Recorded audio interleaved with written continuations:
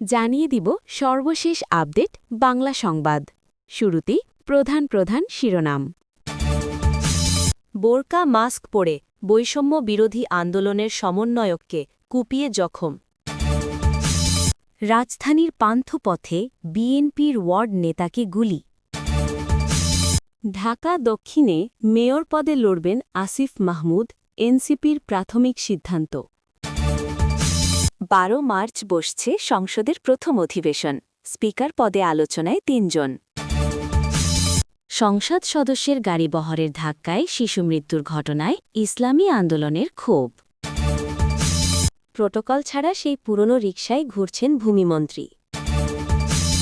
মানিকগঞ্জ থেকে জাতীয় রাজনীতির কেন্দ্রে বিমানমন্ত্রী আফরোজা খানম রীতা। এতক্ষণ শুনছিলেন সংবাদ শিরোনাম, এখন শুনবেন বিস্তারিত। রাজধানীর মোহাম্মদপুরের বশিলা এলাকায় ইব্রাহিম খলিল শুভ নামে এক যুবককে কুপিয়ে জখম করেছে দুর্বৃত্তরা। জানা গেছে তিনি বৈষম্য বিরোধী আন্দোলনের মোহাম্মদপুর থানার সমন্বয়ক ও জুলাই হত্যা মামলার সাক্ষী।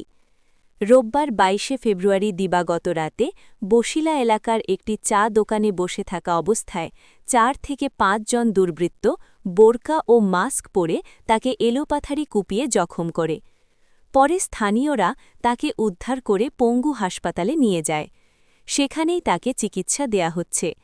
ইব্রাহিমের স্বজনদের দাবি, জুলাই হত্যা মামলার সাক্ষী হওয়ার কারণেই তার ওপর হামলা করা হয়েছে। এদিকে পুলিশ বলছে, নির্বাচন পরবর্তী সময়ে একটি গ্রুপ দেশকে অস্থিতিশীল করার জন্য উঠে পড়ে লেগেছে। তবে স্থানীয় আধিপত্য বিস্তারকে কেন্দ্র করে এই হামলার ঘটনা ঘটে থাকতে পারে বলে প্রাথমিকভাবে ধারণা করছে পুলিশ। তবে প্রকৃত ঘটনা উদ্ঘাটনে পুলিশ কাজ করছে, যা তদন্ত শেষে জানা যাবে। রাজধানীর কলাবাগান থানার 16 নং ওয়ার্ড বিএনপির সহসাধারণ সম্পাদক শফিকুল ইসলামকে গুলি করার ঘটনা ঘটেছে। রোববার 22 ফেব্রুয়ারি রাত 9টার দিকে বসুন্ধরা শপিং কমপ্লেক্সের বিপরীত পাশে কলাবাগান থানার গেট সংলগ্ন এলাকায় এই ঘটনা ঘটে। ঘটনার সাথে সাথে বিএনপির নেতাকর্মীরা আহত শফিকুলকে নিয়ে ঢাকা মেডিকেল কলেজ হাসপাতালে নিয়ে যান। দ্রুত হাসপাতালের জরুরি বিভাগে তার চিকিৎসাও দেন চিকিৎসকরা। হাসপাতালে চিকিৎসা নেয়ার পর আহত শফিকুল জানান, চাঁদামুক্ত 16 নং ওয়ার্ড গড়ার চেষ্টায় বাধা হিসেবেই এই ঘটনা ঘটিয়েছে অজ্ঞাত সন্ত্রাসীরা। বলেন, তার দোকানে বসে থাকা অবস্থায় 10-15 জন সন্ত্রাসী এসে তার দোকান থেকে চাঁদা দাবি করে। তিনি বাধা দিতেই তাকে লক্ষ্য করে গুলি ছোড়ে এক ব্যক্তি। এ সময় তিনি তাকে লক্ষ্য করে ছোড়া গুলি হাত দিয়ে ঠেকাতে গেলে হাতে গুলিবিদ্ধ হন। ঢাকা দক্ষিণ সিটি কর্পোরেশনে মেয়র পদে লড়বেন জাতীয় নাগরিক পার্টি এনসিপি মুখপাত্র আসিফ মাহমুদ সজীব ভুঁইয়া। রোববার 22 ফেব্রুয়ারি রাতে এ তথ্য জানা গেছে। এনসিপি সূত্রে জানা যায়, দল থেকে প্রাথমিক সিদ্ধান্ত নেওয়া হয়েছে ঢাকা দক্ষিণ সিটি কর্পোরেশনে ডিএসএসসি এনসিপি থেকে মেয়র পদে লড়বেন আসিফ মাহমুদ। আসিফ মাহমুদ 24-এর গণ-অভ্যুত্থান পরবর্তী অন্তর্বর্তী সরকারের উপদেষ্টা ছিলেন। জাতীয় সংসদ নির্বাচনের প্রাক্কালে উপদেষ্টা পদ ছাড়েন তিনি। নির্বাচনকালীন এনসিপির মুখপাত্র হিসেবে দায়িত্ব পালন করেছেন আসিফ মাহমুদ। ত্রয়োদশ জাতীয় সংসদের প্রথম অধিবেশন আগামী 12 মার্চ অনুষ্ঠিত হতে যাচ্ছে। এই অধিবেশনেই স্পিকার ও ডেপুটি স্পিকার নির্বাচন করা হবে। নির্ভরযোগ্য সূত্র জানায়, স্পিকার পদে এখন পর্যন্ত বাংলাদেশ জাতীয়তাবাদী দল বিএনপি এর প্রবীণ 3 নেতার নাম আলোচনায় রয়েছে। পাশাপাশি ডেপুটি স্পিকার পদে 3 জন এবং সরকারদলীয় চিফ হুইপ পদে 2 জনের নাম শোনা যাচ্ছে। ত্রয়োদশ জাতীয় নির্বাচনে নিরঙ্কুশ জয়ের পর গত 17 ফেব্রুয়ারি দলীয় চেয়ারম্যান তারেক রহমানের নেতৃত্বে সরকার গঠন করে বিএনপি। তার নেতৃত্বাধীন মন্ত্রিসভায় স্থান পেয়েছেন 25 জন মন্ত্রী ও 24 জন প্রতিমন্ত্রী। এছাড়া উপদেষ্টা হিসেবে নিয়োগ দেওয়া হয়েছে বিএনপির সঙ্গে সংশ্লিষ্ট 10 জনকে। এরপর থেকেই রাজনৈতিক অঙ্গনে আলোচনা শুরু হয়েছে কে হচ্ছেন স্পিকার, ডেপুটি স্পিকার ও চিফ হুইপ। দলীয় নেতাকর্মীদের পাশাপাশি সাধারণ মানুষের মধ্যেও এ নিয়ে ব্যাপক কৌতূহল দেখা দিয়েছে।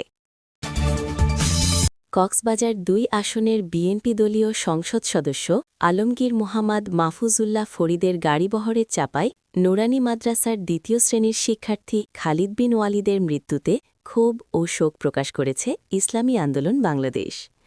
রোববার ২২ ফেব্রুয়ারি এক বিবৃতিতে ইসলামী আন্দোলন বাংলাদেশের যুগ্ম মহাসচিব গাজী আতাউর রহমান এই ক্ষোভ জানান। তিনি বলেন, বাংলাদেশের এমপি, মন্ত্রী ও রাজনৈতিক নেতারা দাপট ও কর্তৃত্ব দেখানোর জন্য গাড়িবহর নিয়ে তুমুল গতিতে পথ চলে। ফলে এটা নিশখী দুর্ঘটনা না, বরং হত্যাকাণ্ড। জুলাই গণ-অভ্যুত্থান পরবর্তী বাংলাদেশের প্রত্যাশিত সুন্দর ও সুষ্ঠু রাজনৈতিক সংস্কৃতির ধারাবাহিকতায় কক্সবাজার ২-এর এমপিকে পদত্যাগ করার আহ্বান করছি। বিএনপি নেতৃত্বকে বলব, উনি স্বেচ্ছায় পদত্যাগ না করলে তাকে পদচ্যুত করুন। তিনি বলেন, এই ঘটনা আমাদের হৃদয়ে কম্পন তুলেছে। তার মায়ের হাহাকার আমাদের অশ্রু সজল করে তুলেছে। শিশুটি মারা যাওয়ার পরে সংসদ সদস্য গাড়ি ছাড়াতে তৎপর ছিলেন এবং স্থানীয় বিএনপির নেতাদের সঙ্গে নিয়ে সেই গাড়ি জনতার হাত থেকে ছাড়িয়েও নিয়ে গেছেন।